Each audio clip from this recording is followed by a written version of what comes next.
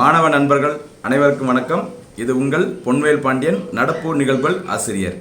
இன்றைய வகுப்பில் நம்ம பார்க்க போகிற பகுதி அக்டோபர் மாதம் 23 மற்றும் 24ஆம் தேதிக்குரிய தினசரி நடப்பு நிகழ்வுகளின் மொத்த தொகுப்பு. சரியா? சரி, ஆரம்பிப்பதற்கு முன்பாக அக்டோபர் 24 என்ன முக்கிய தினம் அப்படின்னு சொல்லி பார்த்தீங்கன்னா உங்களுக்கு தெரிஞ்சிருக்கும். ஐநா தினம். ஐக்கிய நாடுகள் சபை 1945 அக்டோபர் 24 அன்று உருவாக்கப்பட்டது. அதனால் அக்டோபர் 24 உலக ஐக்கிய நாடுகள் சபை தினமாக கொண்டாடப்படுகிறது. அது தவிர அக்டோபர் 24 உலக போலியோ தினம் மற்றும் உலக தகவல் வளர்ச்சி தினமாகவும் கொண்டாடப்படுகிறது. ஓகேவா? அது தவிர தமிழகத்தில் மருது சகோதரர்கள் அவங்களுடைய நினைவு தினமாகவும் அனுசரிக்கப்படுகிறது அக்டோபர் 24. சரி, இப்போ நம்ம தொடர்ந்து பார்க்கலாம். அக்டோபர் 23 மற்றும் 24ஆம் தேதிக்குரிய தினசரி நடப்பு நிகழ்வுகள். ஃபர்ஸ்ட் பாயிண்ட் என்னன்னு சொல்லி பார்த்தீங்கன்னா, இந்தியாவிற்கு வருகை புரிந்தார் உலக வர்த்தக அமைப்பின் தலைவர். ஓகேவா? உலக வர்த்தக அமைப்பு வேர்ல்ட் ட்ரேட் ஆர்கனைசேஷன், அது எங்க இருக்கு? ஜெனீவாவில் இருக்கு. சரியா? உலக வர்த்தக அமைப்பின் தலைவராக தற்போது இருக்கும் நிக்கோசி ஒக்காஞ்சோ 3 நாள் பயணமாக இந்தியா வந்தார். அப்போது அவர் பிரதமர் மோடி, அப்புறம் பார்த்தீங்கன்னா வெளியுறவுத்துறை அமைச்சர் எஸ் ஜெய்சங்கர் உள்ளிட்டவரை சந்தித்து பேசியுள்ளார். அப்போ நிக்கோசி ஒக்காஞ்சா ரீசெண்டாக நியூஸ்ல வந்திருக்காங்க. அவங்க யார் அப்படின்னு பார்த்தீங்கன்னா உலக வர்த்தக அமைப்பின் தலைவர், world trade organisation. Second point என்னன்னு சொல்லி பாருங்க. செகண்ட் பாயிண்ட் இந்தியா இங்கிலாந்து இடையிலான லட்சிய திட்டம் 2030. ஓகேவா? கடந்த மே மாதம் இந்திய பிரதமர் மோடி மற்றும் இங்கிலாந்து பிரதமர் போரிஸ் ஜான்சன் ஆகியோரிடையே நடைபெற்ற காணொளி வழி மாநாட்டின் போது இந்தியா மற்றும் இங்கிலாந்து நாடுகளுக்கு இடையிலான லட்சிய திட்டம் 2030 ரோட் மேப் 2030 வெளியிடப்பட்டது. சரி, அந்த லட்சிய திட்டம்னா என்ன அப்படின்னு சொல்லி பார்த்தீங்கன்னா, இந்தியா இங்கிலாந்து நாடுகளுக்கிடையே புதிய வர்த்தகம், பாதுகாப்பு, பருவநிலை மற்றும் சுகாதாரம் உள்ளிட்ட துறைகளிலான ஒரு ஒத்துழைப்பு திட்டமாகும். சரி, 2030ஆம் ஆண்டுக்குள்ள இந்தியா இங்கிலாந்து இடையே வர்த்தகம், பாதுகாப்பு, பருவநிலை மற்றும் சுகாதாரம் உள்ளிட்ட துறைகளை சூப்பரா செயல்படணும், நல்லா ஒத்துழைக்கணும் அப்படிங்கிறதுக்காக உருவாக்கப்பட்டதா லட்சிய திட்டம் 2030. எந்த நாட்டுடன் மேற்கொண்டுள்ளது இந்தியா? இங்கிலாந்து. ஓகேவா? ரோட் மேப் 2030 அப்படின்னு சொல்றாங்க. கவனமா இருந்துக்கோங்க. அடுத்து பாருங்க, நெக்ஸ்ட் பாயிண்ட். புதிதாக 7 மெகா ஜவுளி பூங்காக்கள். ஓகேவா?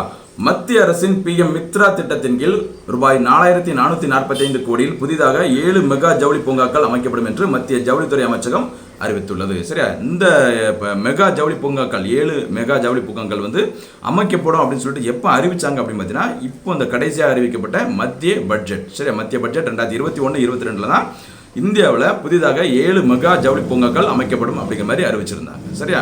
இன்னும் எந்த இடம் அப்படிங்கிற மாதிரி செலக்ட் பண்ணல. கிட்டத்தட்ட ஒரு 10க்கு மேல மாநிலங்கள் விருப்பம் தெரிவிச்சிருக்குது, தமிழகம் உள்பட. ஓகேவா? பாருங்க, இந்த ஜவுளி பூங்காக்கள் அமைச்சாங்கன்னா என்ன சலுகைகள், என்ன மானியங்கள் கிடைக்கும் அப்படிங்கிற மாதிரி கொடுத்துருக்கும் பாருங்க. இந்த ஜவுளி பூங்காவை அமைக்கும் மாநிலத்திற்கு மத்திய அரசின் மேம்பாட்டு மூலதன ஆதரவாக மொத்த திட்ட செலவில் 30% வழங்கப்படும். சரியா? எந்த மாநிலத்தில் அமைக்கிறாங்களோ அந்த மாநிலத்திற்கு 30% மொத்த செலவில் வழங்கப்படும் அப்படிங்கிற மாதிரி அறிவிச்சிருக்காங்க. இதன் மூலமாக மத்திய அரசின் மேம்பாட்டு மூலதன ஆதரவாக. அது மட்டும் இல்ல, இந்த பூங்காக்களில் ஜவுளி உற்பத்தி நிறுவனங்கள் விரைந்து ஆரம்பிக்கப்படுவதை ஊக்குவிக்கும் வகையில் போட்டித்தன்மை ஊக்குவிப்பு ஆதரவு நிதியாக PM மித்ரா மெகா ஜவுளி பூங்காக்களுக்கு ரூபாய் 300 கோடி வழங்கப்படும் அப்படிங்கிற மாதிரி அறிவிச்சிருக்காங்க. எவ்வளவு? ரூபாய் 300 கோடி. PM மித்ரா மெகா ஜவுளி பூங்காக்களுக்கு போட்டித்தன்மை ஊக்குவிப்பு ஆதரவாக வழங்கப்படும் மொத்த நிதி தலா ரூபாய் 300 கோடி. ஓகேவா? அப்போ மெகா ஜவுளி பூங்கா எந்த திட்டத்தின் கீழ் ஆரம்பிக்கப்பட உள்ளது? PM மித்ரா திட்டம். அடுத்து பாருங்க, பாதுகாப்புத்துறை சம்பந்தப்பட்டது. MK-54 ரக ஏவுகணை ரீசெண்டா நியூஸ்ல வந்திருக்குது பாருங்க.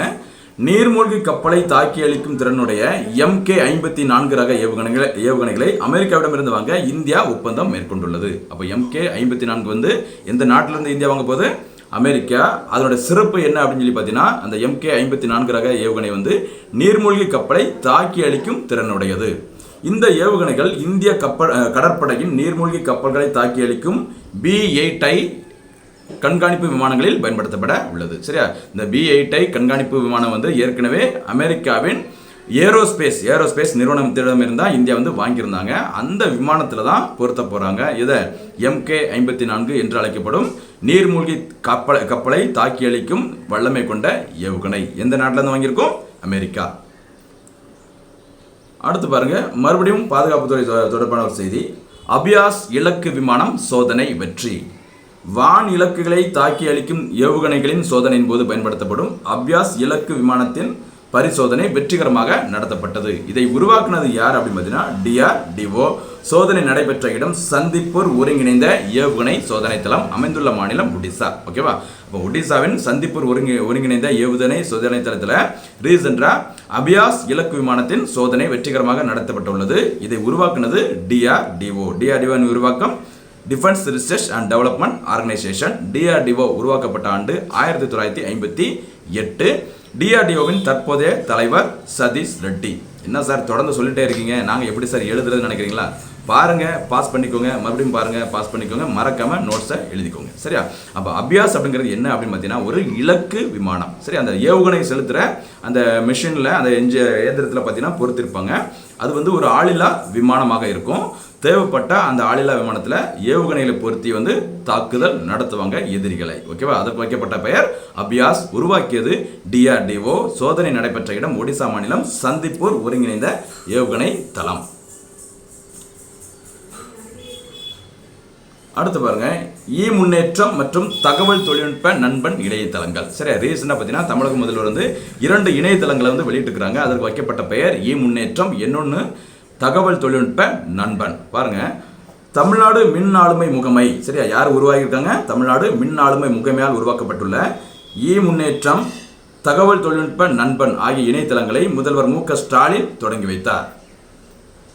அதில் முன்னேற்றம் அப்படின்னா என்னன்னு பார்த்தீங்கன்னா முன்னேற்றம் என்பது தகவல் தொழில்நுட்ப உள்கட்டமைப்பு திட்டங்களை கண்காணிக்க உருவாக்கப்பட்டது ஆகும். சரியா? தகவல் தொழில்நுட்பம் தொடர்பான அந்த உள்கட்டமைப்புகளை கண்காணிப்பதற்காக உருவாக்கப்பட்ட ஒரு இணையதளம் தான் முன்னேற்றம் இணையதளம். அடுத்து தகவல் தொழில்நுட்ப நண்பன் என்ற வலைத்தளம் எதற்காக தொடங்கப்பட்டது அப்படின்னு பார்த்தீங்கன்னா தகவல் தொழில்நுட்பவியல் தொழில்கள் குறித்த கருத்து கேட்பு தளமாக விளங்கும். சரியா? தகவல் தொழில்நுட்பவியல் தொழில்கள் குறித்த ஒரு கருத்து கேட்பு தளமாக விளங்குவது தான் என்னது? தகவல் தொழில்நுட்ப நண்பன். ஓகேவா? அது மட்டும் இல்ல, அனைத்து தொழில்நுட்பம் சார்ந்த குழுமங்கள் இணைந்து கொள்கைகளை உருவாக்குவதற்கும் அவருடைய பங்களிப்பை அளிக்கவும் இது உருவாக்கப்பட்டுள்ளது. எது? தகவல் தொழில்நுட்ப நண்பன். அது மட்டும் இல்ல, தமிழக முதல்வர் பார்த்தீங்கன்னா பாருங்க 2 சாஃப்ட்வேர் அறிமுகப்படுத்தினாங்க. என்னன்னு பாருங்க, கீழடி தமிழிணைய விசைப்பலகை, கீழடி தமிழிணைய விசைப்பலகை மற்றும் தமிழிணைய ஒருங்குறி மாற்றி. தூய தமிழ்ல இருக்கு, பார்த்துக்கோங்க. தமிழிணைய ஒருங்குறி மாற்றி ஆகிய மென்பொருள் சேவைகளையும் தமிழக முதல்வர் மு க ஸ்டாலின் அவர்கள் தொடங்கி வைத்துள்ளார். நெக்ஸ்ட் அடுத்து பாருங்க, ஒரு மொபைல் செயலி, டிஎன் காதி மொபைல் செயலி, கைபேசி செயலி. சரியா? காதி அப்படின்னாலே உங்களுக்கு தெரிஞ்சிருக்கும், கதர் சம்பந்தப்பட்டது, கைவினை பொருட்கள் சம்பந்தப்பட்டது. பாருங்க, கதர் கிராம தொழில் வாரிய பொருட்களை கொள்முதல் செய்திடும் வகையில் டிஎன் காதி என்ற மொபைல் செயலியை தமிழக முதல்வர் மு க ஸ்டாலின் தொடங்கி வைத்துள்ளார். சரி, அப்போ டிஎன் காதி அதோட அந்த செயலியோட முக்கிய பயன் என்னது? கதர் கிராம தொழில் வாரிய பொருட்களை கொள்முதல் செய்வதற்காக பயன்படும் ஒரு மொபைல் செயலி தான் டிஎன் காதி. நெக்ஸ்ட் அடுத்து பாருங்க, தமிழகத்தில் சமீபத்தில் புவிசார் குறியீடு பெற்ற பொருட்கள். ரீசெண்டாக பார்த்தீங்கன்னா சில பொருட்களுக்கு தமிழ்நாட்டில் GI டேக் என்று அழைக்கப்படும் புவிசார் குறியீடு வழங்கப்பட்டுள்ளது. எங்கே என்ன பொருள் அப்படிங்கிறத நம்ம பார்த்துக்கோங்க. சரி, கள்ளக்குறிச்சியில் மரச்சிற்பம், கருப்பூரில் கலம்காரி ஓவியம், தஞ்சாவூரில் நெட்டி வேலை, அரும்பாவூரில் மரச்சிற்பம். இதுதான் ரீசெண்டாக செய்திகள் இடம்பெற்ற புவிசார் குறியீடு பெற்ற தமிழகத்தை சேர்ந்த இடங்களும் பொருட்களும். அடுத்து பார்த்தீங்கன்னா தமிழக அரசின் கரும்பனை திட்டம். சரியா? கரும்பனை, கருப்பு பனை, கரும்பனை. ஓகேவா? நியாய விலை கடைகள் மூலம் பனை வெல்லம் விற்பனை செய்வதற்காக இந்த கரும்பனை திட்டத்தை தமிழக முதல்வர் மு க ஸ்டாலின் தொடங்கி வைத்துள்ளார். இப்போ கரும்பனை திட்டம் எதற்காக தொடங்கப்பட்டது? ரேஷன் கடை, நியாய விலை கடைகளில் பனை வெல்லத்தை விற்பனை செய்வதற்கான ஒரு திட்டம் தான் கரும்பனை திட்டம். அடுத்து பாருங்க, ஆஸ்கார் விருதிற்கு கூழாங்கல் தமிழ் திரைப்படம் பரிந்துரை. ஓகேவா? அந்த ஆஸ்கார் விருது எப்பவுமே பார்த்தீங்கன்னா எங்கே வழங்கப்படும் அப்படின்னு பார்த்தீங்கன்னா அமெரிக்காவின் லாஸ் ஏஞ்சல்ஸ் நகரில் நடைபெறும். சரியா? பாருங்க, மார்ச் 2022 அமெரிக்காவின் லாஸ் ஏஞ்சல்ஸில் நடைபெறவுள்ள 94வது ஆஸ்கார் விருது வழங்கும் நிகழ்ச்சிகள் நடைபெற உள்ளது. இதில் சிறந்த வெளிநாட்டு திரைப்படம் பிரிவில் இந்தியாவில் சார்பில் 14 திரைப்படங்கள் பரிந்துரைக்கப்பட்டுள்ளன. சரியா? லாஸ் ஏஞ்சல்ஸ் நகரில் மார்ச் 2022 94வது ஆஸ்கார் விருது வழங்கும் விழா நிகழ்ச்சி நடைபெற உள்ளது. அதில் இந்தியாவின் சார்பில் சிறந்த வெளிநாட்டு திரைப்படம் என்ற ஒரு பிரிவு இருக்கு. அந்த பிரிவில் இந்தியாவின் சார்பில் 14 திரைப்படங்கள் தேர்வு செய்யப்பட்டுள்ளது, பரிந்துரைக்கப்பட்டுள்ளது. சரியா? அதில் ஒன்று தான் என்னது? கூழாங்கல் திரைப்படம். ஓகேவா? இதில் வினோத்ராஜ் இயக்கிய கூழாங்கல் என்ற தமிழ் திரைப்படமும் ஒன்றாகும். அந்த 14 பரிந்துரைக்கப்பட்ட இந்திய திரைப்படங்களில் ஒரு திரைப்படம் தான் என்னது? கூழாங்கல் என்ற தமிழ் திரைப்படம். அதை இயக்கியது வினோத்ராஜ். அதனுடைய ப்ரொடியூசர் யாரு? நயன்தாரா மற்றும் அவரோட வருங்கால வீட்டுக்காரர் யாரு? விக்னேஷ் சிவன். சரியா? விக்னேஷ் சிவன், நயன்தாரா அவங்களுடைய தயாரிப்பில் உருவானது தான் கூழாங்கல் அப்படிங்கிற தமிழ் திரைப்படம். அந்த கூழாங்கல் தமிழ் திரைப்படத்தை இயக்கியவர் வினோத்ராஜ். சரியா? கவனமாக இருந்துக்கோங்க. அது மட்டும் இல்லை, கூழாங்கல் திரைப்படத்திற்கு சமீபத்தில் ஒரு விருது வழங்கப்பட்டது. என்னன்னு சொல்லி பாருங்க.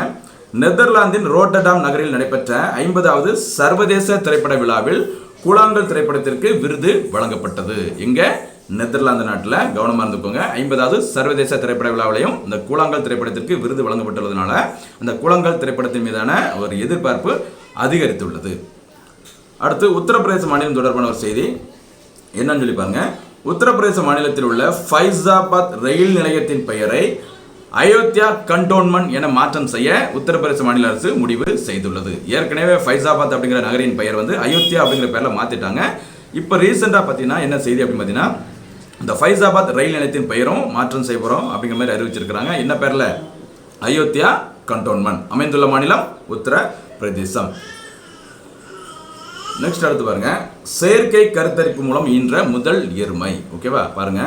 குஜராத் மாநிலம் சோம்நாத் மாவட்டத்தில் செயற்கை கருத்தரிப்பு மூலம் IVF சொல்லுவாங்க இல்லையா, அந்த செயற்கை கருத்தரிப்பு மூலம் இந்தியாவின் முதல் ஃபானி வகை எருமை கன்று பிறந்துள்ளது. சரி, அப்போ ரீசெண்டாக ஃபானி அப்படிங்கிற நியூஸ் வந்திருக்கு. ஒரு ஃபானி அப்படிங்கிறது ஒன்று நியூஸில் வந்திருக்குது. அது ஒரு எருமை வகை. ஓகேவா? அந்த ஃபானி எருமை மூலமாக முதல் முறையாக இந்தியாவில் செயற்கை கருத்தரிப்பு மூலம் ஒரு கன்று பிறந்துள்ளது. எந்த மாநிலத்தில்? குஜராத் மாநிலத்தில். நெக்ஸ்ட் அடுத்து பாருங்க. புதுப்பிக்கத்தக்க எரிசக்திகள் இந்தியாவின் இலக்குகள் என்ன அப்படின்னு பார்த்தீங்கன்னா, புதுப்பிக்கத்தக்க எரிசக்தி மூலமாக சில ஜிகாபாட்டை இந்தியா உற்பத்தி செய்யணும் அப்படிங்கிற மாதிரி இலக்குகள் நிர்ணயம் பண்ணியிருக்கிறாங்க. அதுதான் கொடுத்துருக்கும். பாருங்க. புதுப்பிக்கத்தக்க எரிசக்தியின் மூலம் வரும் 2022ஆம் ஆண்டிற்குள் 175 ஜிகாவாட்டினையும் 2030ஆம் ஆண்டிற்குள் 450 ஜிகாவாட்டையும் உற்பத்தி செய்ய இந்தியா இலக்கு நிர்ணயம் செய்துள்ளது. சரியா? ரெனியூவபிள் எனர்ஜின்னு சொல்லுவாங்க இல்லையா, அந்த புதுப்பிக்கத்தக்க எரிசக்தியின் மூலமாக 2022க்குள்ள 175 ஜிகாவாட் நம்ம தயாரிச்சிருக்கணும். அதே சமயத்தில் 2030ஆம் ஆண்டிற்குள்ள 450 ஜிகாவாட் உற்பத்தி செஞ்சிருக்கணும் அப்படிங்கிற மாதிரி மத்திய அரசு இலக்கு நிர்ணயம் பண்ணியிருக்கிறாங்க. அடுத்து பார்த்தீங்கன்னா ஒரு கமிட்டி. கடைசி பாயிண்ட் பாருங்க. சமூக நீதி கண்காணிப்பு குழு.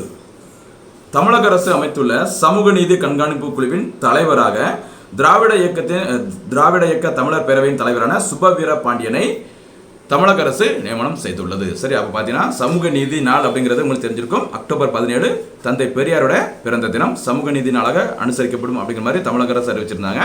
அதற்கு பிறகு சமூக நீதி கண்காணிப்பு குழு அமைச்சிருந்தாங்க தமிழக அரசு.